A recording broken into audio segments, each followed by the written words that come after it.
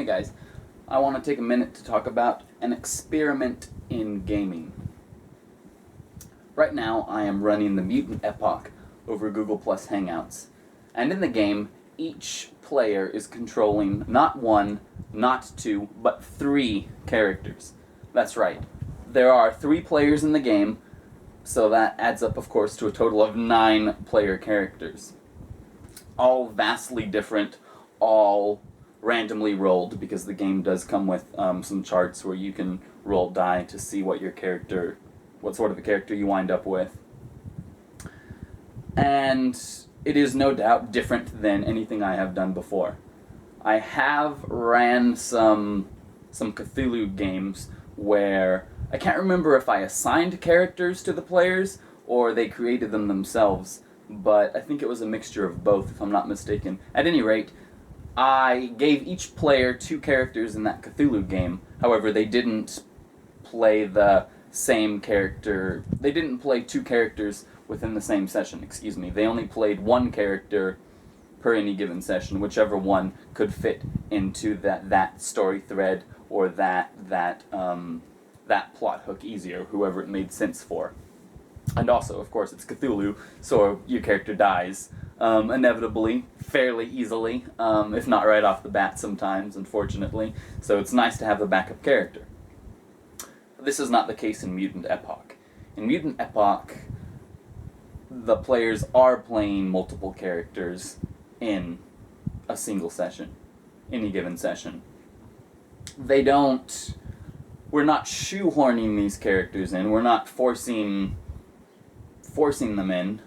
We've only played 1 session thus far, and each player played 2 of their 3 player characters, and the third one for each respective player, we haven't brought in yet. But it's a very interesting way to run a game.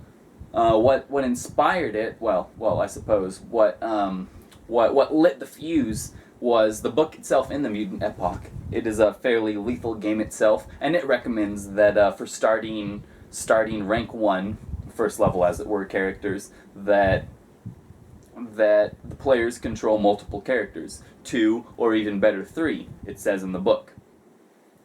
Not the core book, but one of the Splat books.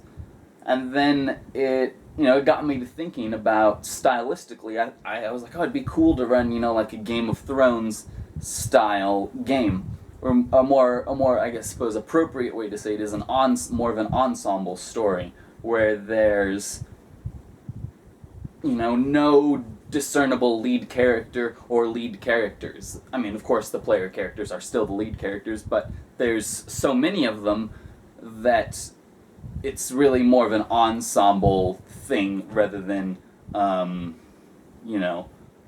just one or 2 or 3 or 4 at best characters driving the story. There's going to be 9 of them, not to mention whatever NPCs along the way end up becoming important, and the player characters wind up becoming attached to. It's going to be interesting. And much like Game of Thrones, I'm running it, there's not one group of people with 9 player characters in them, plus whatever NPCs. There are multiple groups, at the same time things are happening in different locations, different things are happening in different places on the map, as it were, simultaneously, and not simultaneously, much like Game of Thrones. So it's interesting when, so far so good. We've only had 1 session, but so far there hasn't been anything to come back and bite us in the ass yet. I'm probably jinxing myself there, but so far it's worked out pretty well. We started our narrative and we sort of fell into it and introduced 3, each of these player characters were playing one of their characters, and so we had these 3 PCs that eventually met up, and you can check this out on my channel, the Mutant Epoch Favored Remnant campaign.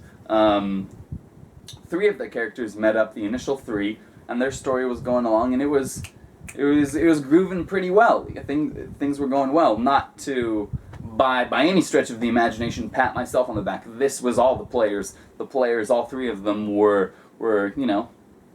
were doing their job. They were engaged. They were picking up the ball. They were doing some memorable stuff, making some good, likable, deep characters that fit into the setting. But it was going so well, in fact, that when it came to the time that I was like, okay, now to cut away and introduce some of these other player characters and see what's going on over here, I was almost reluctant to do it a bit because things were going so well and because these characters had just met up and, they'd already had 40 minutes of banter maybe, a half hour, 40 minutes of banter, and they'd already had some interactions with NPCs and a bit of a tense moment with a tree that they chopped down or were attempting to chop down that almost fell on top of an inn, of a racist innkeep. That happened. And then things were going well, but I did stick to the experiment, what I'm trying to do, and I did cut away to other characters and introduce to them, and it felt a bit weird at first, but then we got into that, and it's just give and take, just like any game, only there's more give and take as opposed to just the give and take between the GM and the players.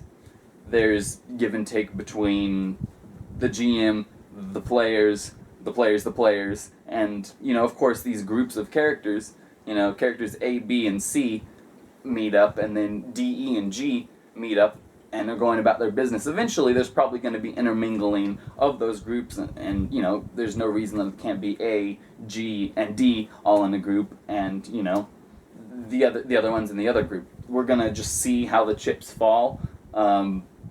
Heavily improvised game. I mean, I am prepping for it. It's my first Mutant Epoch campaign, as I said, so I'm still a little shaky on the rules, still getting them down. Luckily, one of my players, Andrew, has ran the game before, so he's I've been relying on him a lot, so that's great. Thank you, Andrew, if you're watching this. But yeah, I'll suppose I'll quit my rambling there. But how will this experiment turn out? Maybe I'll do another video after we've ran some more sessions or after the campaign's finished and talk a bit about how it went. But it's going to be interesting. It's going to be interesting to find out because I've always liked ensemble, like music theater. I like ensemble shows. I like improv shows. I've always liked, for my band, I try to run it as democratic as possible. I like, in theory at least, I like ensemble. I like the idea of that, of everyone having an equal say, more or less, and just letting this storyline or this thing evolve and grow and morph over time and organically. Because I don't know, I think that if you just let something be, and each of you sort of adds something to this, but you just let it be and let it live and breathe, stories can tell themselves, and they can, in certain ways, be more amazing than a story just conceived by one mind, because it's a story conceived by many minds that also is allowed to, like I said, live and breathe and do its own thing. Thank you.